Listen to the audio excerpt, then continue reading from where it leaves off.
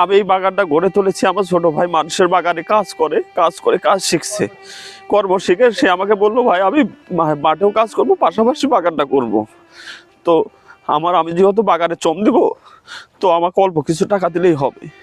আমি প্রায় 60-70 হাজার টাকা এক জায়গা থেকে লোন তুলেছি এনজিও থেকে, আর এক জায়গায় 40-50 হাজার টাকা তুলে শুরু করছি।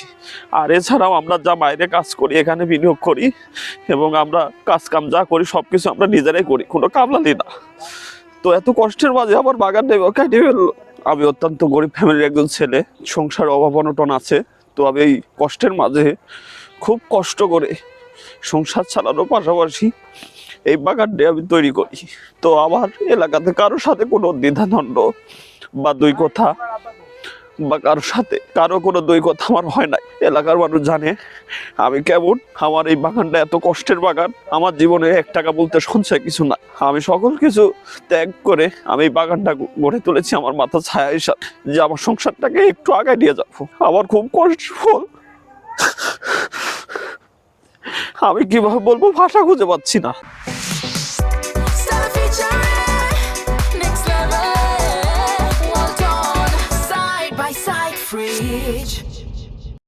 তো আমার বাগানের পাশে 15-20 বিঘা জমি আছে। তো এখানে আমাদের একজন পানি দেয়। তো তার সে ঠিক মতো পানি না দেওয়ার কারণে সেই জমির মালিকগুলো, আমার এখানে মোটর আছে, কারেন্ট আছে, সুব্যবস্থা সবই আছে, তো তারা আমাদের কাছ থেকে পানি চায়। তখন সবাই একজোট হয়ে তখন আমার ছোট ভাইকে বলে, আমার ছোট ভাই বাগানটা দেখাশোনা করে, তো বলে যে আমার জমিগুলোতে একটু পানি দিলে আবার ফসল করতে পারতাম, একটু ভালো হতো, উপকার হতো। তো আমিও ভেবে দেখলাম যে আমারও 2-1 টাকা হতে পারে। আমি খুব অসহায় ফ্যামিলির ছেলে, এই ভেবে আমরা পানি দিছি। গতকালকে পানি দেওয়া হয়েছে সারাদিন, আমার ছোট ভাই পানি দিছে। তো সে 2-1 কথা মানুষের সাথে কি বলছে না বলছে আমাদের কিছু বলে নাই, কিংবা আমাদের কোনো গালিগালাজ কিংবা ভাষা খারাপ করে নাই। সে এসে রাতে আধারে ভোরবেলায় এসে আমার বাগানের সব গাছগুলো কেটে ফেলছে। আমি নিজে পরিশ্রম করেছি, একটাও কামলা নিনি। সমস্ত খাটাখাটনি, গাছের যে ছোট থেকে যে এতদূর পর্যন্ত যে বয়স, সমস্ত আমি নিজে করেছি। আমার একটা কামলাও লাগেনি ভাই। আর আমার ওই যারা সেচ দেয় তাদের সাথে আমার কোনো সম্পর্কই নাই। এমনি ভাই দেখা হলে ভাই, এই সম্পর্ক। আমি এই অজগবি, আমি জানি না কিছু। ওর এই জমি চালার সাথে ওই ছায়াচালার দেপালার যে কি হয়েছে না হয়েছে, গন্ডগোল না কি, আমি এসব কিছু জিজ্ঞাসাবাদ করিনি। না জানি আমাকে বড় ভাই ডাকিছে, আমি আজ শেষ দিচ্ছি, শেষ দিয়া ভাই কইছে যে তাহলে পরে ঝগড়া হয়েছে, ঝগড়া আসার পর কইছে যে তুই তাহলে হচ্ছে উপরে চাষ দিয়ে উপরে পানি থেকে আমি আর এদিক বলে আসবো না, আমার উপর রাগান্বিত হয়ে গেছে। আমি তো কিছুই বুঝতেছি নি যে রসগুলো আমার উপর বাইরে আগে কে। আমি আমার মতন পাইপ বাইন দিয়ে আমি পানি দিছি, দিয়ে সন্ধ্যা পর্যন্ত, সকাল 6টার দিক থেকে 7টার থেকে পানি দেওয়া শুরু করেছি, সন্ধ্যা পর্যন্ত পানি দিছি।